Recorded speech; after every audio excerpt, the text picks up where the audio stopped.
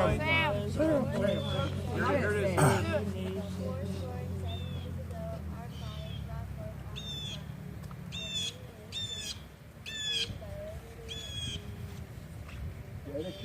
to the proposition that all men are... Okay, excellent, good. Let's work with that. We don't need to recite the whole speech, but you nailed it. Dedicated to the proposition that all men are created equal. Here's the short answer. The Gettysburg Address is a speech about democracy. What's democracy? What does that word mean? What is democracy? Rule by the people. Okay, that's a good way to put it. Democracy comes from the Greek word demos, the people, democracy, the thing of the people. Where does it come from? Rule by the people. Did the United States invent democracy? No. Who invented democracy? Rule by the people. Well, democracy evidently was invented by Greeks and Romans in the 6th century BC. They invented democracy. Much of Edward Everett's 2-hour speech was about the origins of democracy in the ancient world. Why is Lincoln talking about democracy when he visits Gettysburg? Isn't this about burying dead Union soldiers? The Civil War is about slavery. We'll talk about that. How many democracies existed in the world in 1863? Now, the Confederacy was a democracy. Folks from Florida would have raised their hands and we're a democracy. The Confederacy was a democracy. How many other countries were democracies in 1863? What had happened to democracies worldwide? Was England a democracy? Not really. They were a commercial republic run by an aristocracy. France had an emperor. Prussia had a Kaiser, which is an emperor. Russia had a czar. China had an emperor from God. So did Japan. Latin America was ruled by tin-horn dictators. Most of the Middle East was ruled by an Ottoman sultan, the very opposite of democracy. Why is Lincoln so concerned about democracy? Lincoln goes on in his speech to tell you that these men had not died in vain, and that we here highly resolve, he put it, that they had not died in vain. How does Lincoln finish his speech? He starts with democracy and he finishes with democracy. We here highly resolve that these men shall not have died in vain, that this nation under God shall have a new birth of freedom, and that government of the people, by the people, shall not perish from the earth. Government of the people. So he begins with democracy and he ends with democracy. He's telling you that the Civil War is a test of democracy. Even he uses the word testing in the speech, because we just assume today that democracy is the right kind of government, that everybody wants to be in a democracy. Most of those countries that we listed today are democracies. China is not a democracy. Russia's going in the other direction.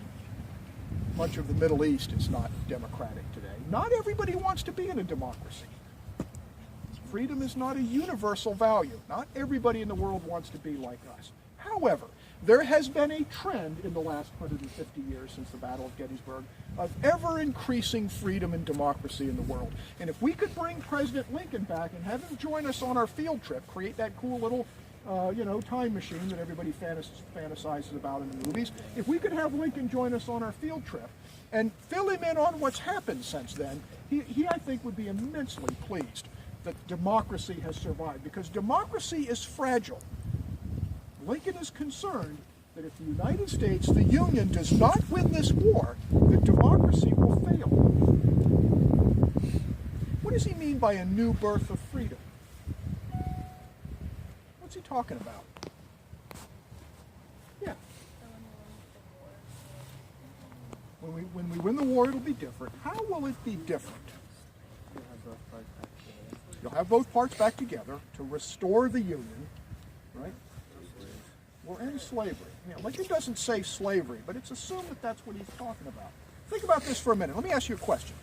Can you have a democracy with slavery? Now listen up. The Greeks said yes, the Romans said yes, and the Confederates said yes. Jefferson Davis said yes, because we've always had democracies with slavery. What did Lincoln say? Lincoln said no, we can't have a democracy with slavery.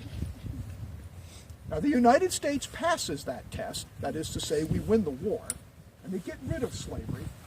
The Civil War was rooted in slavery. There would not have been a Confederate nation if there hadn't been slavery. Lincoln told you, no, you can't have slavery in a democracy, not a real democracy. So slavery ends, and after that, you get an increase in the franchise, meaning more and more people can vote. Today, every citizen who's 18 can vote, more or less. So not only have we ended slavery, but we've expanded the franchise, the opportunity to select your leaders. That is why you're visiting Washington, D.C. and Gettysburg. It's to get a better understanding of how the United States got where it is today. The United States is a very resilient democracy. Florida is a resilient democracy. And your community is democratic. That's why you have a state representative and a school board.